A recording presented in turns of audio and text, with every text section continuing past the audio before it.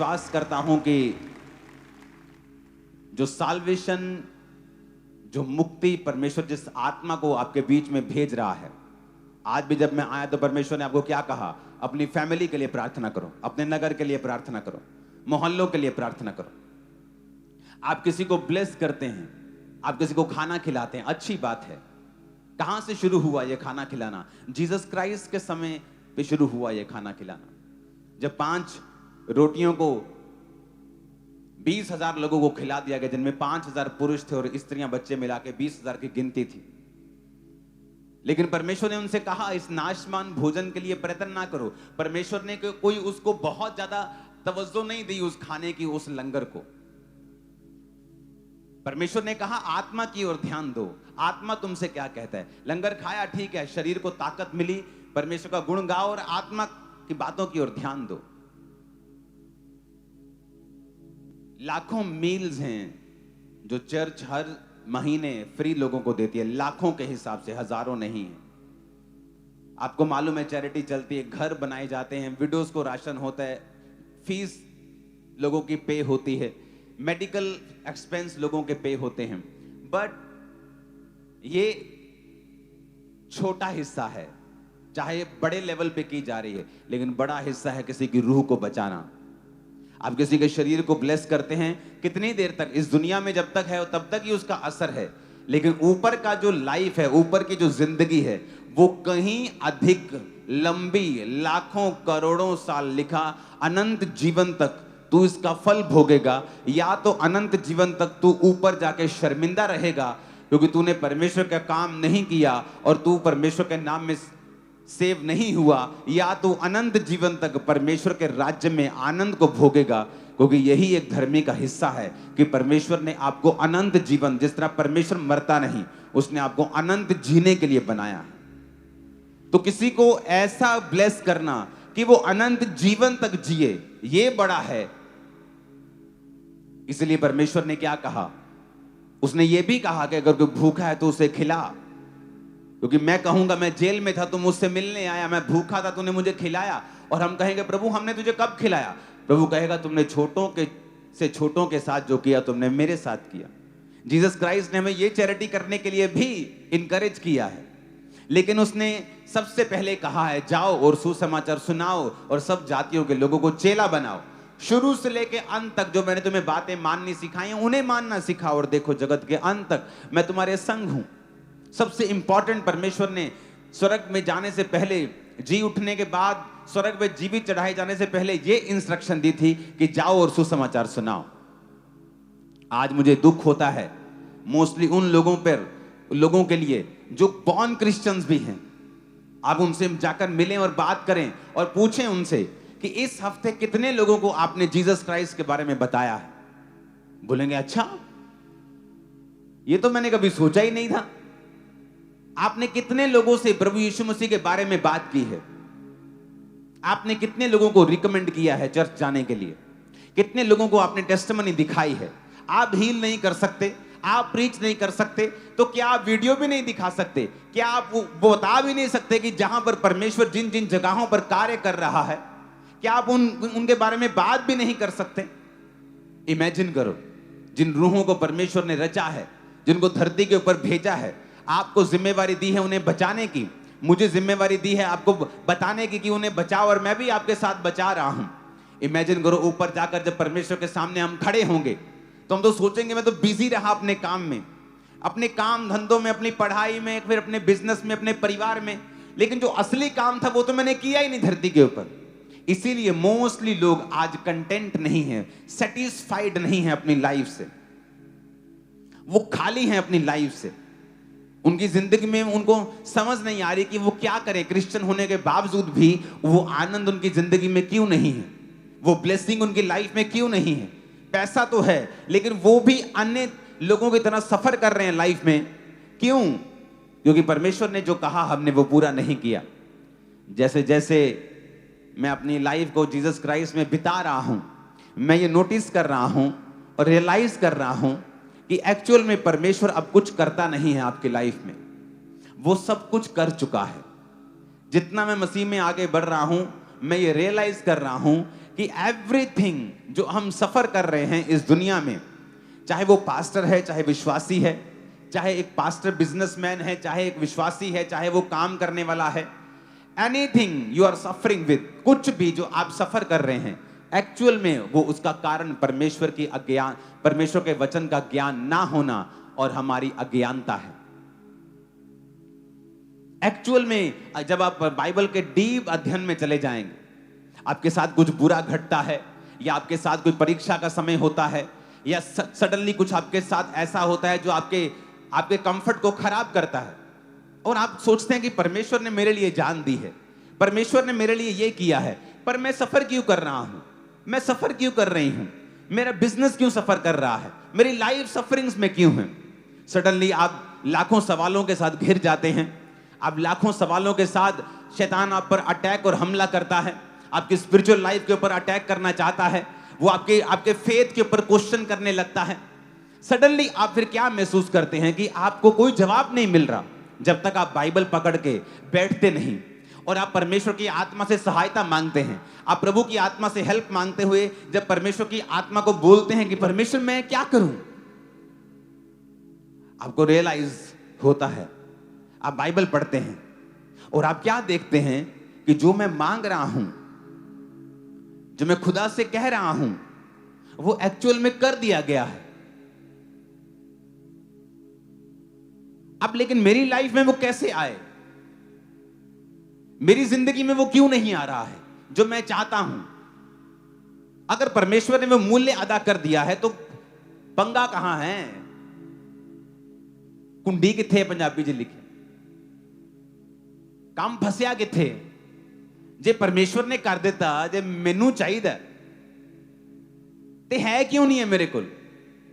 परमेश्वर ने तो अपना लहू बहा दिया, उसने तो धरती पे उसको आना पड़ा, सफरिंग्स को सहना पड़ा, लेकिन मैं खाली क्यों हूं। जब आपकी लाइफ में परीक्षाएं होती हैं तब आप इन क्वेश्चंस के साथ दो चीजें कर सकते हैं, या आप प्रभु से दूर हो जाते हैं क्योंकि ये आपकी सेंस से परे है, आपकी क्वेश्चनिंग, आपके जो क्वेश्चन आपके दिमाग में है, सवाल, वो आप उनका जवाब नहीं दे पा रहे हैं कि मसीह में आने के बावजूद भी मैं सफर क्यों कर रहा हूं।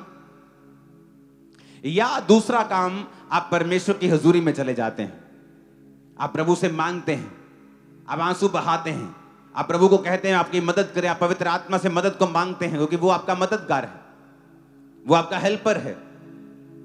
और आप बाइबल में से भी अपने क्वेश्चंस को, अपने सवालों को ढूंढते हैं।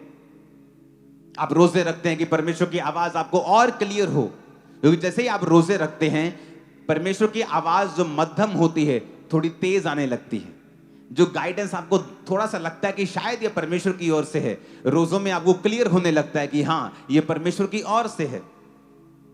बाइबल कहती है परमेश्वर छुपने का आदी है, उसे मजा आता है छुप के।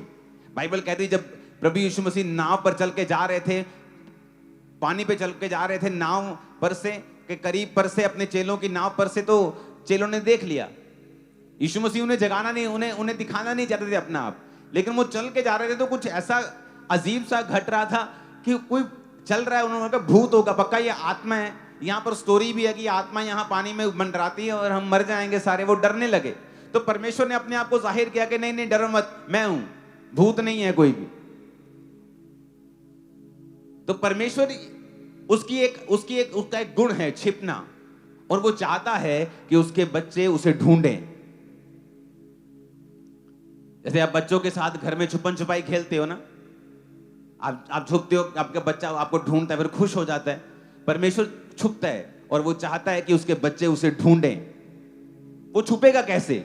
जब आपके सवालों का जवाब नहीं आएगा।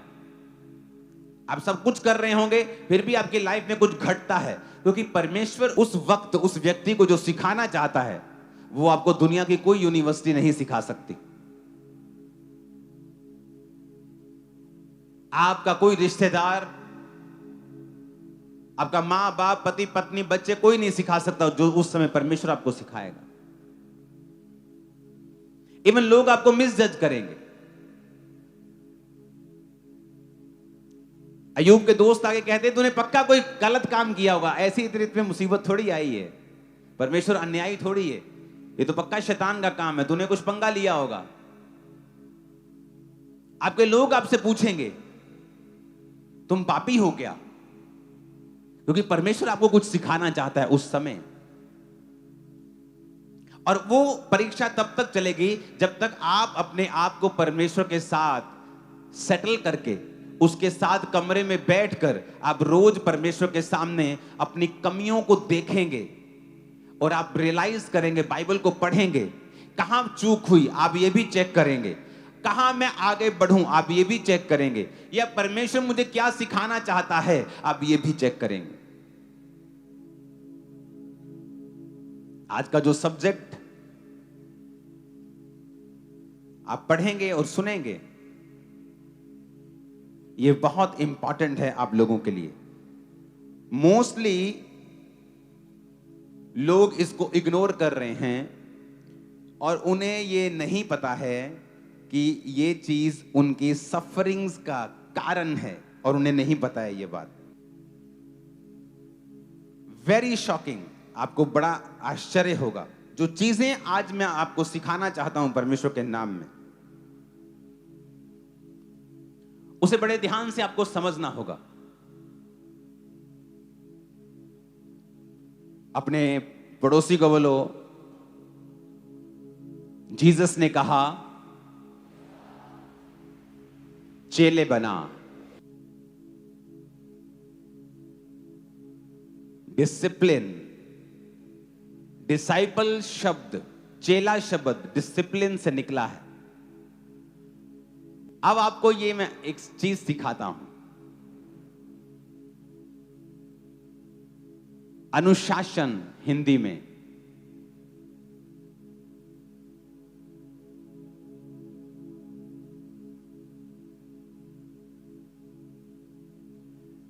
जैसे हिंदी में अनुयायी बोलते हैं,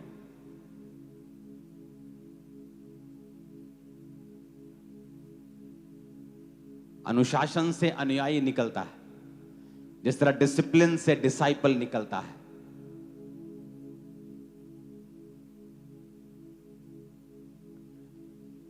फर्स्ट डिसिप्लिन जो आपके लाइफ में आपको चाहिए वो है आपके माइंड का डिसिप्लिन।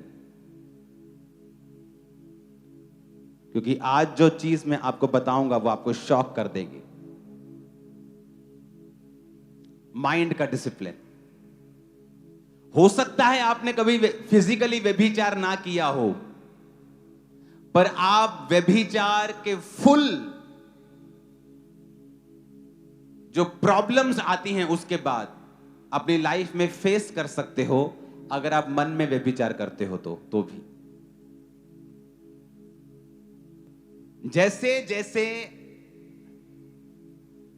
मैं मसीह में आगे बढ़ रहा हूं और जो रेवलेशंस, ये वो प्रीचिंग्स हैं जो परमेश्वर ने मुझे नाम लेकर बोला है कि डिसिप्लिन के बारे में सिखा। बहुत कम ऐसी प्रीचिंग होती है मेरी फुल लाइफ में जब परमेश्वर की आत्मा ने मुझे नाम लेके बोला हो कि इसके बारे में सिखाना है लोगों को। आज सारी प्रीचिंग परमेश्वर की ओर से है, वो बात अलग है। माइंड का डिसिप्लिन,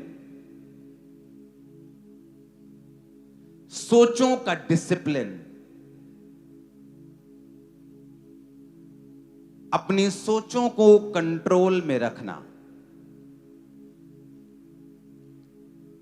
फिलिप्पियों 4 उसकी 8 में लिखा, इसलिए हे भाइयों अपने पड़ोसी को बोलो जो जो बातें सत्य हैं, जो जो बातें आदरणीय हैं, जो जो बातें उचित हैं, जो जो बातें पवित्र हैं, जो जो बातें सुहावनी हैं, जो जो बातें मन भावनी हैं, सद्गुण और जो प्रशंसा की बातें हैं, उन पर ध्यान लगाया करो।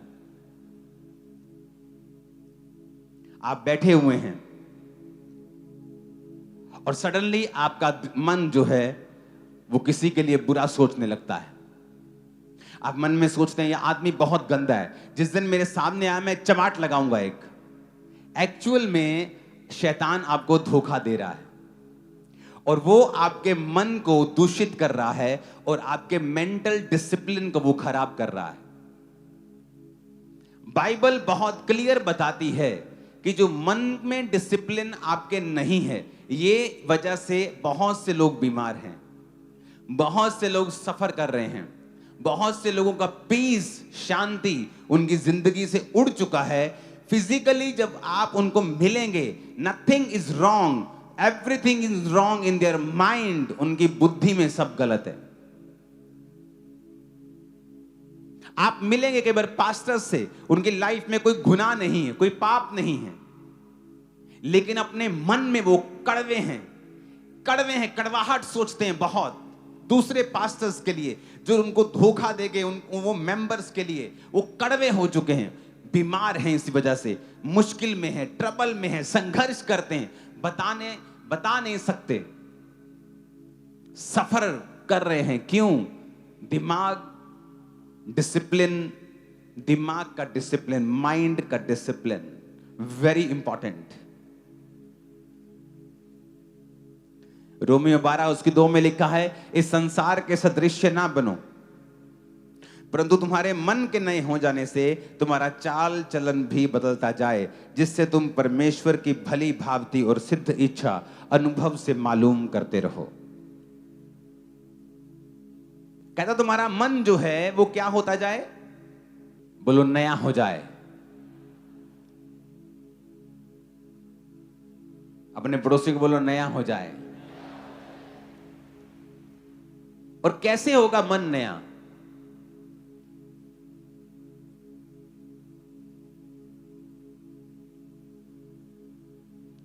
कहता तुम्हारा मन जब नया हो जाएगा ना, तुम्हारा चाल चलन बदल जाएगा।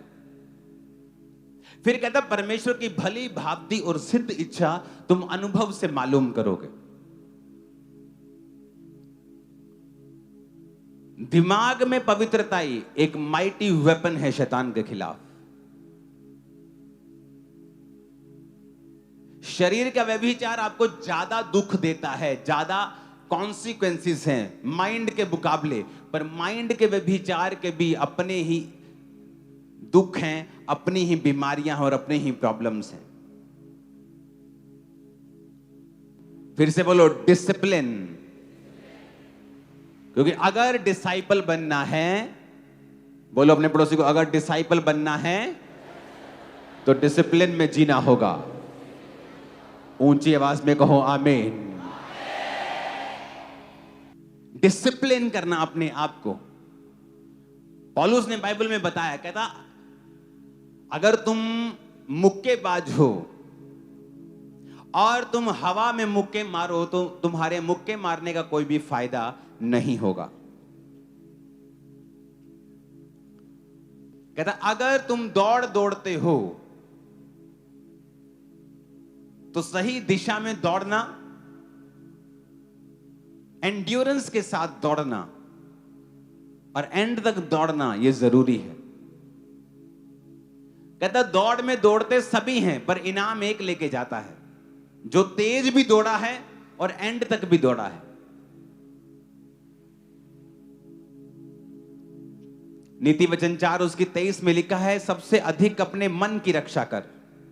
अपने पड़ोसी को बोलो, सबसे अधिक अपने मन की रक्षा कर। फिर से बोलो, सबसे अधिक अपने मन की रक्षा कर, क्योंकि जीवन का मूल स्रोत तेरा मन है। अपने पड़ोसी को फिर से बोलो ये बात, सबसे अधिक अपने मन की रक्षा कर, क्योंकि जीवन का मूल स्रोत तेरा मन है। ऊंची आवाज में बात करो अपने पड़ोसी से। हालेलुया। सबसे अधिक किसकी रक्षा करनी है? क्योंकि जो आपके मन में है वही बाहर आता है। वचन में लिखा है, जो तेरे मन में भरा है वही तेरे मुंह के ऊपर आता है। तो ये इंपॉर्टेंट है कि आपके मन में आप क्या भरते हैं और उसको कैसे आप रिप्लेस करते हैं। गंदी चीजों को हटाकर आप परमेश्वर के वचन को अपने मन में किस तरह से भरते हैं।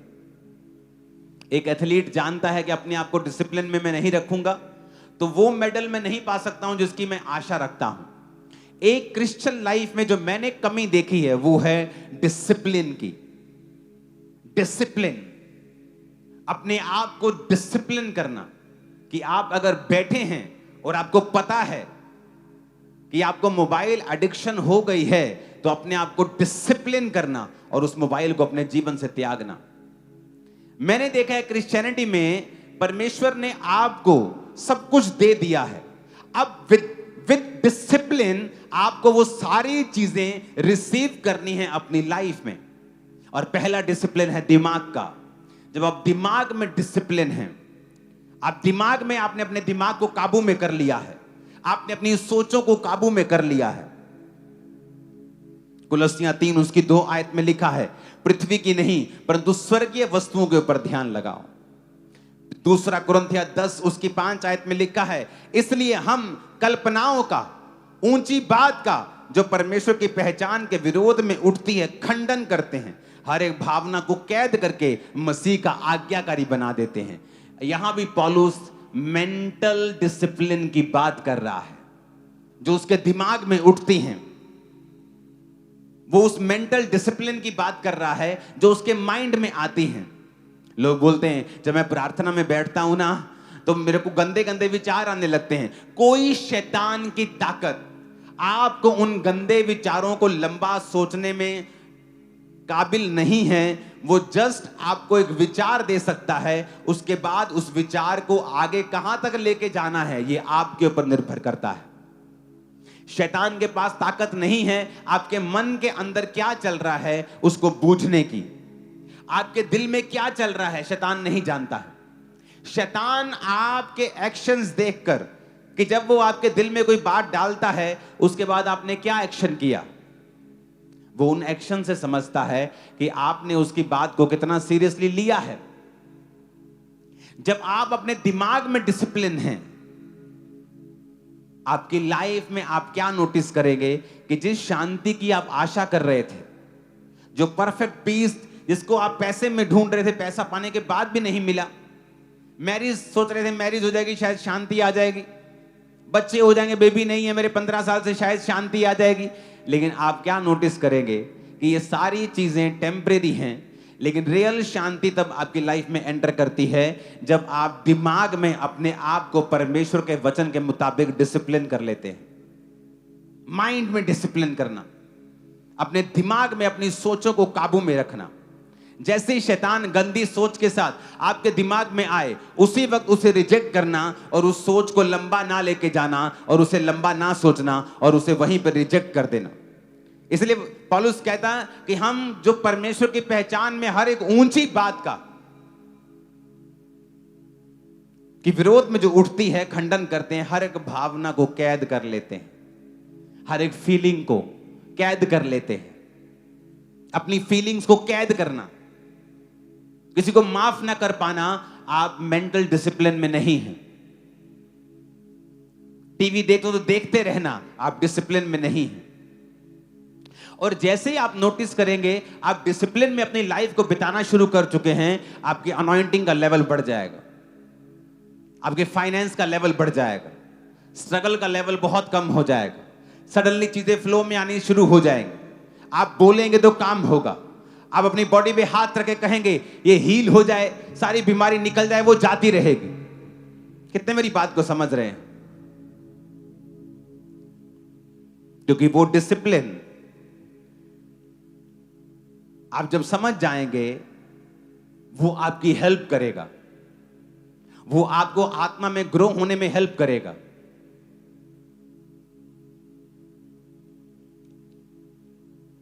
आमीन, ऊंची आवाज में बोलो जरा।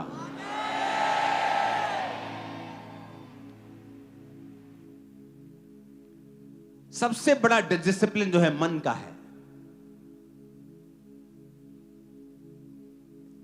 और मैं चाहता हूं कि मैं आपको एक चीज पे कंसंट्रेट करने के लिए आज मजबूर करूं, क्योंकि उसके बाद आपको डिसिप्लिन रखना है अपनी बॉडी पर,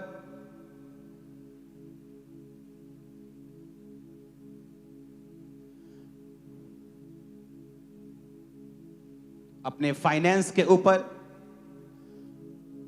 और ऐसी चीजों के बारे में हम बात करते रहेंगे। लेकिन द मोस्ट इंपॉर्टेंट डिसिप्लिन जो आपकी लाइफ में होना चाहिए वो यहां का है, दिमाग का डिसिप्लिन। कोई शैतान की शक्ति व्यभिचार का अटैक आप पर नहीं कर सकती। आप हैं जो उस सोच को सोचते हैं और उसे आगे लेके जाते हैं, और वहां पर परमेश्वर आपको देखता है कि आप वेल मैच्योर इनफ नहीं है कि आपको एक सर्टेन लेवल पर लेके जाया जाए। एथलीट्स बहुत से होते हैं, कोई मोहल्ले लेवल पे खत्म कर जाता है, कोई डिस्ट्रिक्ट लेवल पे खत्म कर जाता है, कोई स्कूल लेवल पे खत्म कर जाता है, कोई स्टेट लेवल पे खत्म कर जाता है, कोई इंडिया लेवल पे खत्म, नेशनल लेवल पे खत्म कर जाता है, कोई इंटरनेशनल लेवल तक लेके जाता है। सारे एथलीट हैं, सारे भागते हैं, सारे वही काम करते हैं, पर लेवल सबका अलग अलग है। बात यह है कि किसी ने अच्छी डिसिप्लिन के साथ लाइफ जी है और वो इंटरनेशनल लेवल तक चला गया, और कोई इतना डिसिप्लिन में नहीं रह सकता है। वो उसका शरीर अच्छा था, टांगे लंबी थी, भाग सकता था, उसने स्कूल लेवल तक भागा, स्टेट डिस्ट्रिक्ट लेवल तक भागा, वो उसकी फिजिक ने, उसकी डीएनए ने हेल्प की, लेकिन उसके आगे उसको डिसिप्लिन चाहिए। आपका डीएनए आपको लास्ट तक लेके नहीं जा सकता है। आपके माइंड में आपको सबसे बड़ा डिसिप्लिन चाहिए, जो परमेश्वर देख रहा है कि आप उसे कब पाएंगे। मन की सोच, उसे काबू कर लेना और वचन के साथ उसे रिन्यू करना।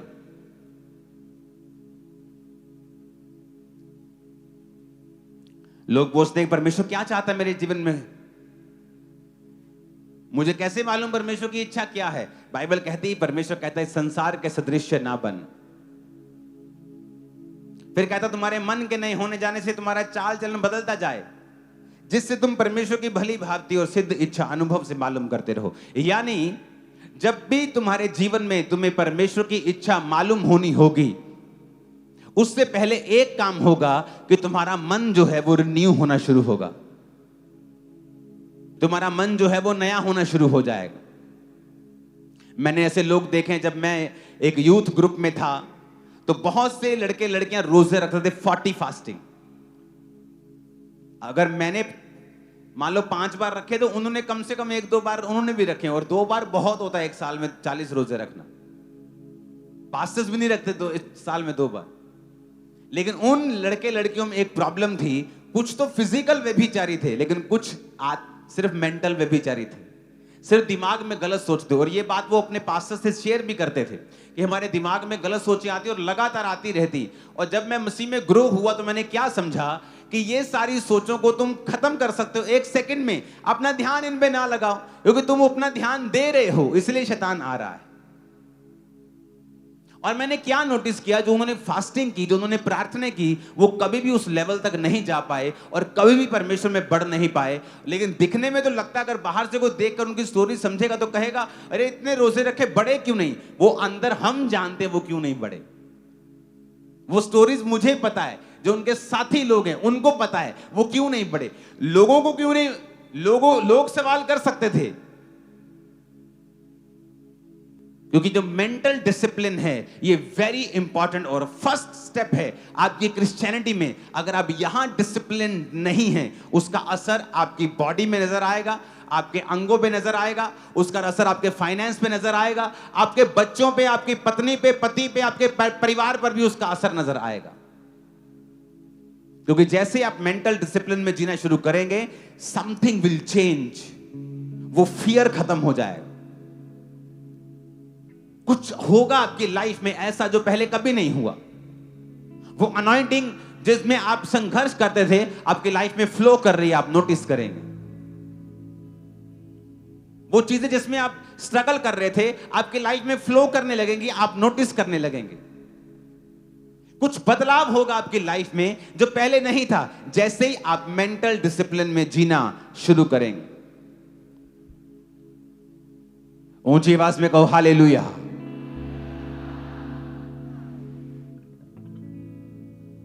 क्योंकि जरूरी नहीं है, यीशु मसीह ने कहा कि तुम व्यभिचार करो तो व्यभिचारी। यीशु मसीह ने कहा अगर तू किसी स्त्री पर दृष्टि करे, कुदृष्टि करे, तो तूने पाप कर लिया। वो परमेश्वर मेंटल डिसिप्लिन की बात कर रहे थे, वो कुछ मेंटली आपको समझाना चाहते थे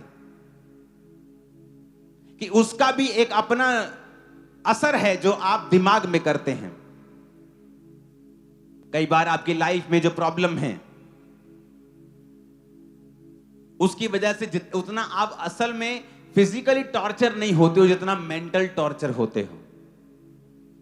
आपकी लाइफ में बेबी नहीं है, वो इतना प्रॉब्लम नहीं है कई बार, लेकिन उसकी वजह से जो मेंटल टॉर्चर आपको होता है वो प्रॉब्लम है। क्योंकि शैतान का जो बैटल फील्ड है, जो लड़ाई का स्थान है, एक्चुअल में वो आपका मन है।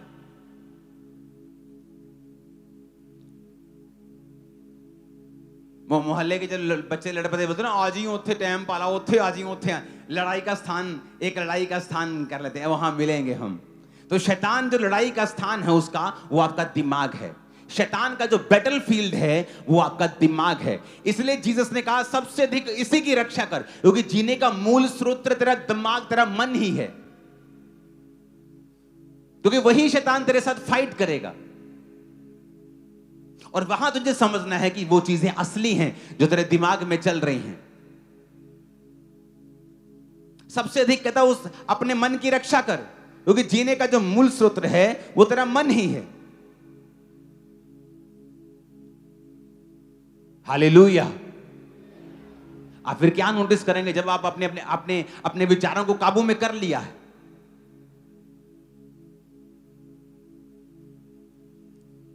आप देखते हैं कि जब आपको कोई प्रॉब्लम होती है तो उस प्रॉब्लम से तो जो मुश्किल हो ही रही है, लेकिन शैतान आपके दिमाग को टॉर्चर कर रहा है उस प्रॉब्लम के कारण। वो ज्यादा प्रॉब्लम है। जो फिजिकल प्रॉब्लम है वो तो आपके है ही, पर आप ज्यादा सफर कर रहे हैं मेंटल टॉर्चर में, क्योंकि वो शैतान का बैटलफील्ड है। वहां पर आकर वो काम करना चाहता है। उस एरिया में जहां लड़ाई है, आपको आत्मिक युद्ध करना पड़ेगा। वो पिक्चर्स मूवीज में होता था ना कि सेना बैठी और 4-5 लड़कियां भेजी डिस्ट्रैक्ट करने के लिए, और वो सेना उधर बिजी होगी और जिसने आगे जाना था वो चला गया। तो शैतान को पता है कि ये माइंड जो बैटलफील्ड है, इस पर मैंने किस तरह से काम करना है कि ये जो कर ना चाहता है, जो कर सकता है, वहां कहीं ना जा सके। अपने हाथों को उठा के कहो, परमेश्वर मैं वो कर सकूं जो तू चाहता है। ऊंची आवाज से बात करो खुदावंत से। फिर से कहो, जो मैं करना चाहता हूं मैं कर पाऊं। कहो खुदा से, मैं दिमाग में डिसिप्लिन को लेने पाऊं। ऊंची आवाज में।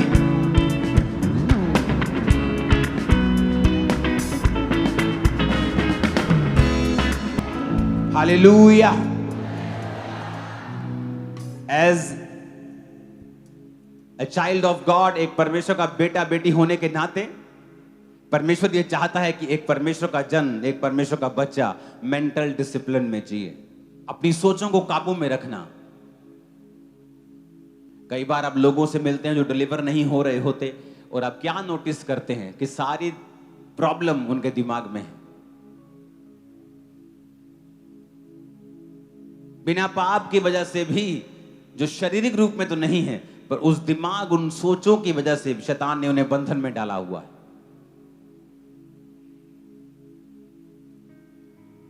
क्राइस्ट की ये इच्छा है, जीसस की ये इच्छा है कि आप माइंड में डिसिप्लिन में जिए। किसी के लिए अपने दिमाग में कड़वी इच्छा पैदा करना, उसे मारने की, उसे पीटने की, उसका नुकसान करने की, वो आपके बैटलफील्ड में, आपके दिमाग में, जहां शैतान की लड़ाई का स्थान है, आप उसे एक्सेस दे रहे हैं, आप उसे हथियार दे रहे हैं, आप उसे मौका दे रहे हैं कि वो आपकी लाइफ में आए, एंटर करे और काम करे।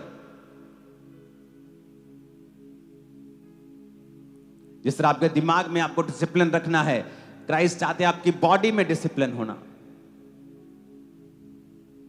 और ये बात मैं बहुत बार आपको बता चुका हूं कि अगर आप शारीरिक रूप में भी डिसिप्लिन नहीं हैं, आप परमेश्वर का लंबा काम नहीं कर सकते। पौलुस कहता मैं अपने शरीर को मारता, मुक्कों से मारता हूं, मारता कूटता और वश में लेके आता हूं, ऐसा ना हो मैं दूसरों को प्रचार करके खुद किसी रीति से निकम्मा ठहरूं।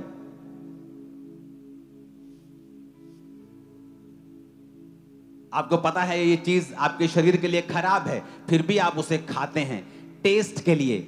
आप एक अच्छे डिसिप्लिन्ड क्रिश्चियन नहीं हैं, क्योंकि आपकी जो बॉडी है वो ग्लोरीफाई करने के लिए दी गई है गॉड को।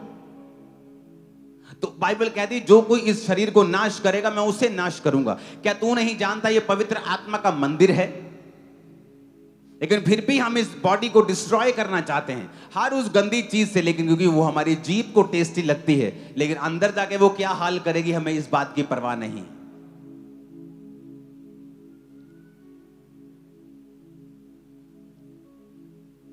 ऐसे मैंने पास्टर्स देखे जिनके ऊपर हीलिंग का वरदान था, हाथ रखते लोग चंगे होते थे। शुगर हो गई लेकिन ध्यान नहीं दिया, मीठे के बाद मीठा, मीठे के बाद मीठा। अगर शैतान ने किसी चीज से आपको ग्रसित किया है, आप उसके खिलाफ फाइट करें, गुड डाइट के साथ, एक्सरसाइज के साथ, प्रार्थना के साथ, स्क्रिप्चर्स के साथ परमेश्वर के सामने जाएं, और तब तक जाएं जब तक वो शुगर गायब नहीं हो जाती। व्हील चेयर पे वो पास्टर आ गया और लोगों पे प्रार्थना करता, तब भी लोग हील होते थे। मीठा नहीं छोड़ा, एक टांग कटी, दो टांग कटी, एंड में मर गया। और मैंने ऐसे बहुत से लोग देखे जिनकी लाइफ में दिक्कतें आई, पास्टर्स की लाइफ में, उन्होंने अपनी लाइफ को चेंज किया, रूटीन को चेंज किया, परमेश्वर ने सारा कुछ ठीक कर दिया। क्योंकि बॉडी के अंदर डिसिप्लिन, अगर आप क्रिश्चियन हैं और नहीं हैं, तो शैतान को एक मौका है आपकी लाइफ में कुछ ना कुछ काम करने का। इसलिए जो लोग नशा करते हैं वो अपनी बॉडी को डिसऑनर करते हैं, वो अपनी बॉडी का नाश कर रहे होते हैं। तंबाकू लगाने से आपका मुंह नाश होता है, शराब पीने से आपका लीवर नाश होता है। अब नई स्टडी ये आई है कि थोड़ी सी मात्रा भी शराब की आपके लीवर के लिए और बॉडी के लिए, आपके सेल्स के लिए बिल्कुल भी अच्छी नहीं। जो लोग बोलते हैं एक पैग पीने से कुछ नहीं होता, शरीर अच्छा होता है, अब नई स्टडी ये कहती है कि अल्कोहल चाहे थोड़ी मात्रा में हो, आपकी बॉडी के लिए बिल्कुल सही नहीं है। बाइबल कहती है हाय उन पे जो देर रात तक आंखें लाल रखते हैं, मादक पदार्थ ढूंढते हैं, जो मदिरा को तेज बनाने में बड़े ही एक्सपर्ट हैं। शराब उसको तो जो नाश होने पे है, क्योंकि अगर हम अपनी बॉडी में डिसिप्लिन्ड हैं तो हम परमेश्वर के लिए परफेक्ट हथियार हैं जिसे परमेश्वर इस्तेमाल कर सकेगा।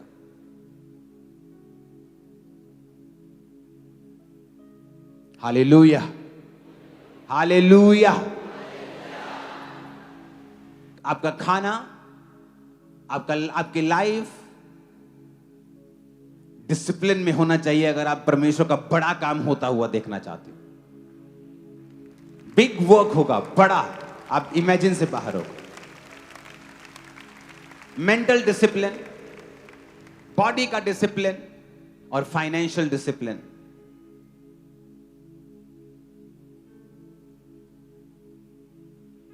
दो 2016 में मैंने आपसे एक बात कही थी। मैंने कहा था आने वाले समय में जिसके पास सोना होगा वो अमीर होगा। जाओ अब ढूंढो 10 साल पुरानी वीडियोस। अगर तुमने पैसा इन्वेस्ट किया होता सोने के अंदर, भाई साहब आप लाला जी होते। आज लाला जी बोलते लोग आपको, लाला जी, सेठ जी। तुम लोग यार बहुत महंगा है, क्या पास्टर जी आप बात कर रहे हो, 20,000 तोला, 20-25 हजार रुपए तोला, कौन लेगा इतना महंगा। मैंने कहा जिसके पास सोना होगा, चांदी होगी, वो अमीर होगा। आपके पास पैसा पड़ा रहेगा, उसकी वैल्यू कम होगी, बढ़ेगी नहीं।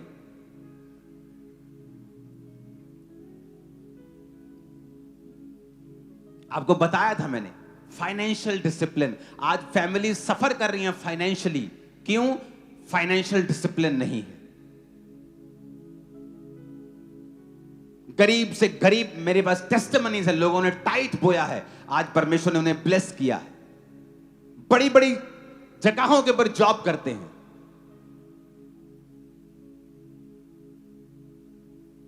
फाइनेंशियल डिसिप्लिन, कुछ भी हो जाए टाइथ मिस नहीं होता, ऑफरिंग्स मिस नहीं होती, फाइनेंशियल डिसिप्लिन। और जिस जगह डिसिप्लिन है वहां परमेश्वर है। फाइनेंशियल डिसिप्लिन की हम चाहे जितना मर्जी कमाएं, हम अपनी लाइफ का 30%, 30% हर महीने सेव करेंगे। हर महीने 30% का हम सोना खरीद लेंगे, चांदी खरीद लेंगे, कुछ भी कर लेंगे, लेकिन हर महीने जितना हम कमाते हैं उसका 30% सेव करेंगे। जिस दिन आप 15,000 कमाते थे, आप 14,000, 14.5, 15 खर्च करते थे।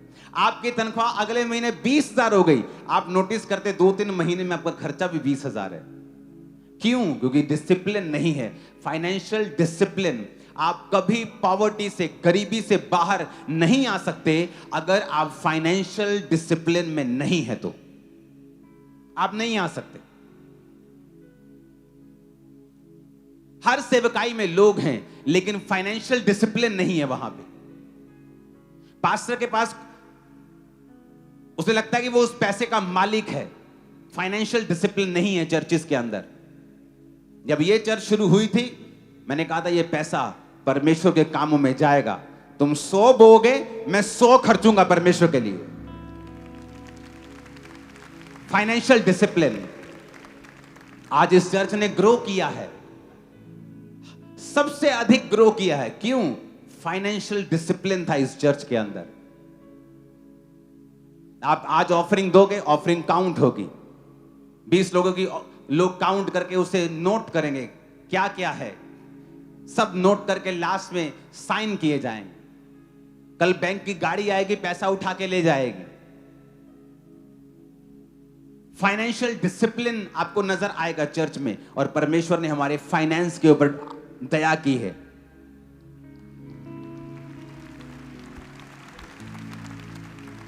आज लोग पूरे वर्ल्ड से यहां पर आकर यहां बोना चाहते हैं। क्यों? उन्हें वो फाइनेंशियल डिसिप्लिन नजर आता है।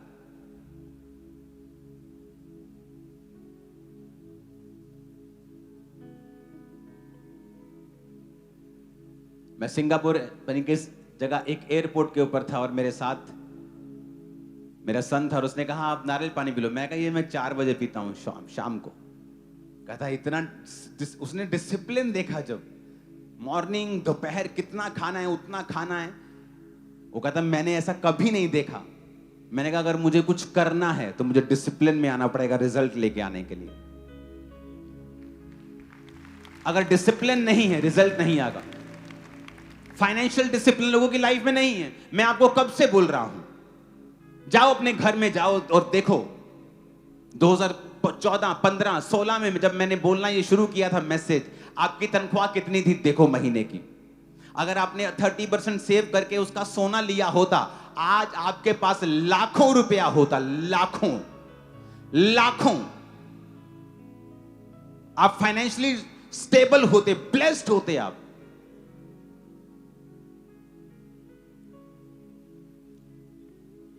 क्योंकि मैंने आपको बोला था कि आपके पास जितना है उतने में सेव करें। कम कमाते तो भी सेव करें, खर्चे कट करें, कम करें, सेव करें। सेविंग कभी खत्म नहीं होनी चाहिए। टाइथ ऑफरिंग्स कभी कैंसिल नहीं होनी चाहिए। मैं तो हैरान हूं कि आपकी तनख्वाह 20,000 है और आपके पास आईफोन है। कैसे? मैंने आज तक, अगर आईफोन 10, 9 मैंने कब से आ रहा है ना, आई थिंक मैंने 13 खरीदा होगा अपने पैसों से। आई थिंक 1-2 फोन शायद मैंने खरीदे होंगे। मुझे सारे फोन मैं खरीदता नहीं हूं, गिफ्ट आ गया तो यूज करना है। इमेजिन करो मैं ऐसे चलता हूं और मैं यूथ को देखता हूं, कितनी तनख्वाह 25,000, उसके बाद आईफोन है। तुम्हें आईफोन नहीं चाहिए, तुम्हें इन्वेस्टमेंट चाहिए मेरे भाई इस समय। इसीलिए तेरी लाइफ फाइनेंशियल कहीं की नहीं है। थोड़ी सी तेरे घर में मुसीबत आए तो ये मांगने की जरूरत पड़ जाती है। क्यों? क्योंकि तू एक बैड फाइनेंशियल डिसिप्लिन में है। बैड डिसिप्लिन है तेरा, फाइनेंशियली तू बैड है, तू तू बुरा है फाइनेंशियली, डिसिप्लिन नहीं है तेरी लाइफ में। हर एक व्यक्ति जो आज अमीर है, वॉरेन बफे जो दुनिया का टॉप अमीरों में ही होता है, वो दूसरे तीसरे पहले चौथे पांचवें, कभी 10वें, कभी 9वें, कभी दूसरे तीसरे पे होता है, कभी पहले पे आ जाता है। सुनो उसकी स्टोरी। बचपन में उसको 5 पाउंड मिले, उसने इन्वेस्ट कर दिए। बात यहां की है, आपके पास सिर्फ 2500 भी सेविंग होती 2016 में, आप 1 ग्राम सोना खरीद सकते थे। आज वो 14,000 का होता।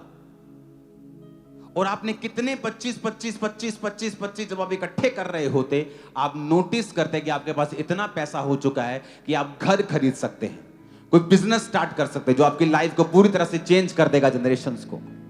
लेकिन हमने नहीं किया। हम उसी तरह चलते रहे, हम उसी तरह खर्चते रहे, उसी तरह से करते रहे, मांगते रहे, बस मांगते ही रहे, खर्चा करते रहे, और जरूरत पड़ने पे लोन उठाते रहे, लोन की किस्तें उतारते रहे, फिर कुछ हो गया, फिर मांग लिया, फिर लोन दे दिया, फिर खत्म कर दिया। आप इस तरह से चले।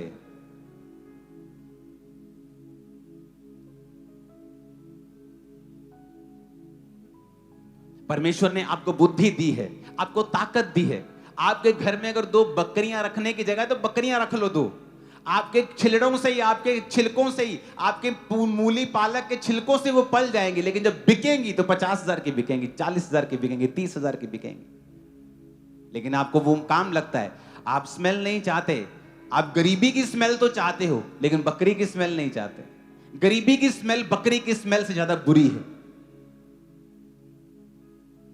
गाय के गोबर से ज्यादा गरीबी की स्मेल बुरी है। गाय का गोबर तो फिर भी काम में आ जाएगा, लेप लगा लोगे, उसके उपले बना के जला दोगे। गरीबी की स्मेल का कुछ नहीं हो सकता है।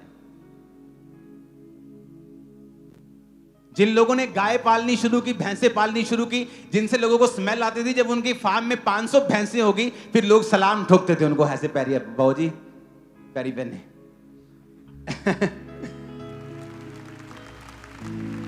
फाइनेंशियल डिसिप्लिन और क्रिश्चियन वेरी बैड स्टेट में है, क्योंकि फाइनेंशियल डिसिप्लिन में नहीं है। अपना काम नहीं सोचते हैं, आप क्या कर सकते हैं, स्टार्टअप्स नहीं सोचते हैं, प्रॉब्लम सॉल्व करने के बारे में नहीं सोचते। फेसबुक क्या है, प्रॉब्लम सॉल्व की। क्या ईमेल करते थे लोग, कोई ऐसा प्लेटफॉर्म नहीं था जहां लोग सोशली अपने आप को शेयर कर सकें। मैं मनाली घूम के आया हूं, ये मेरे बच्चों की तस्वीर है, एक प्लेटफॉर्म बना दिया। आज दुनिया की सबसे अमीर कंपनीज में से एक है। Financial discipline. मैं बोलता गया चर्च को कि आने वाले समय में पैसे की वैल्यू कम होगी। वो कम होती होती होती आधी हो चुकी है वैल्यू, पैसों की आधी, हाफ। और सोने की वैल्यू 6 गुना बढ़ गई। और मैंने आपको कितनी बार बोला, 1 बार बोला हो, 2 बार बोला तो बात भी है, मैंने आपको 100 बार बोला होगा। और फ्यूचर उन्हीं का है, आज भी कह रहा हूं, जिनके पास सोना है, चांदी है, घर है, जमीन है, पशु हैं, फसलें हैं, उन्हीं का फ्यूचर है। आप देख लेना, फ्यूचर में ऐसा ही होगा। मैं अभी भी कह रहा हूं, अभी तो शुरुआत है। मेरे पास बहुत नहीं है जैसा आप सोच रहे हैं, क्योंकि मेरे पास आता है, मैं वो देता हूं।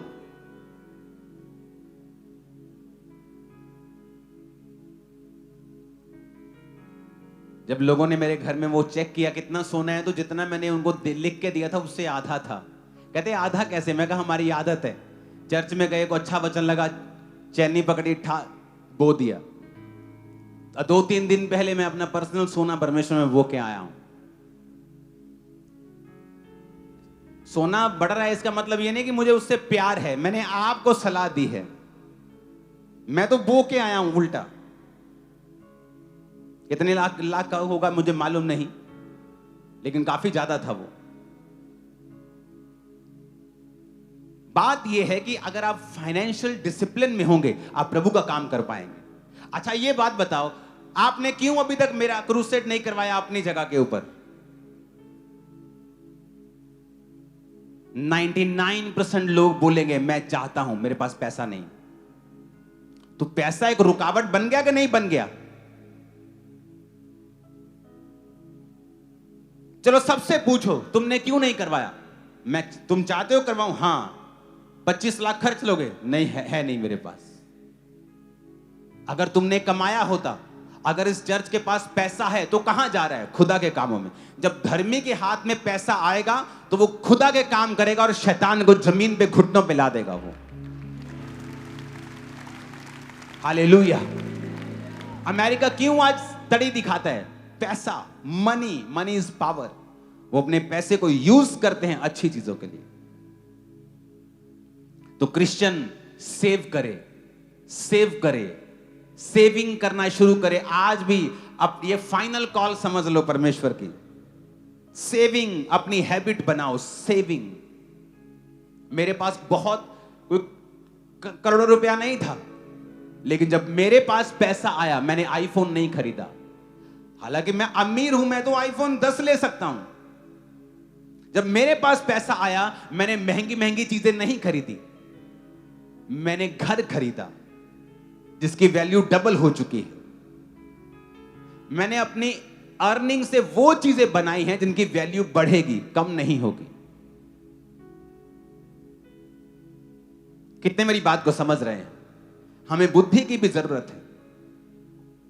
अगर इस चर्च का ज्यादा खर्चा होता, होने तो मुझे क्या लेना है, मैं कौन सा, ये चर्च का पैसा मेरे घर आता है, होने दो खर्चा। लेकिन जब चर्च शुरुआत हुई, जब चर्च के पोस्टर्स बनते थे, मैंने कहा कितने का पोस्टर बना? कहते 2 रुपए का एक पोस्टर। मैंने कहा बहुत महंगा है, क्योंकि मैं होलसेल फैमिली से आता हूं। होलसेल जगह जहां मेरा जन्म हुआ, जलंधर में लाल बाजार, अटारी बाजार, जहां सुनियारा बाजार है। तो मैंने कहा मैं जहां से आता हूं ये चीजें सस्ती होनी चाहिए। कहते कितने की होनी चाहिए? मैं कहा जाओ दोबारा मार्केट घूमो।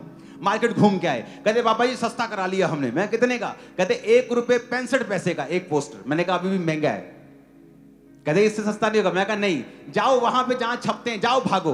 भगाया, वापिस आए, बाबा ये और सस्ता कर दिया। कितने का? 1 रुपए 31 पैसे का। तीसरा हिस्सा उड़ गया। अगर 100 रुपए खर्चा होना था तो 33 उड़ गए, 66 रह गए। मैंने कहा नहीं अभी भी महंगा है, अभी भी कुछ करो। कहते इससे सस्ता नहीं होगा। वो बोल रहे लाखों पोस्टर का ऑर्डर दोगे तो ये रेट लगेगा। मैंने कहा नहीं महंगा है। मैंने अपने पर्सनल पैसों से एक मशीन खरीदी, चर्च के पैसों से नहीं, अपने पर्सनल पैसों से एक प्रिंटिंग मशीन खरीदी। और आज वो जो पोस्टर जो 2 रुपए का पड़ता था, 15 पैसे का पड़ता है, सिर्फ 15 पैसा। 1 रुपए के 6 प्रिंटिंग का खर्चा आता होगा, इससे भी कम। और मैं चर्च को फ्री करके देता हूं। चर्च सिर्फ अपना कागज देती है। फाइनेंशियल डिसिप्लिन, फाइनेंशियल मैनेजमेंट, किस तरह से चर्च का, खुदा का पैसा बचाकर परमेश्वर के राज्य में लगाना है, किस तरह से अपने पैसे को इस दिशा में इन्वेस्ट करना है कि फ्यूचर में आप भीख ना मांगो।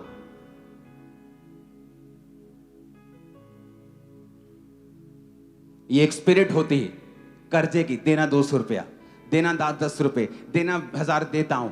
अच्छा लगता है अगर 1 साल 2 साल ऐसा हो रहा है। अगर ये लगातार चलता जा रहा है तो तोड़ो से, ये श्राप है आपकी लाइफ के ऊपर। क्योंकि जीसस ने कहा मेरी कौम कर्जा देगी लेगी नहीं। इट्स गुड अगर 2-4 के बाद आप उस परीक्षा से बाहर आ गए, अगर नहीं तो ये कर्ज है, इसे ब्रेक करो अपनी लाइफ से।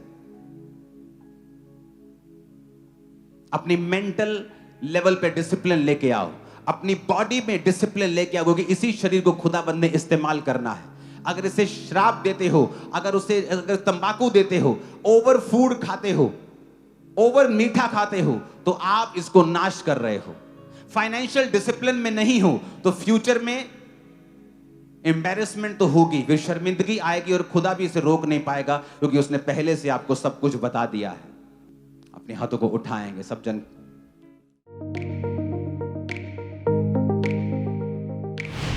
परमेश्वर के दास के द्वारा दिए गए जीवित वचनों और गहरे आत्मिक भेदों को जानने के लिए आप हमारे YouTube चैनल को अभी सब्सक्राइब करें और बेल आइकन को दबाना ना भूलें, ताकि हर एक नई अपडेट और अनाउंसमेंट सबसे पहले आप तक पहुंच सके।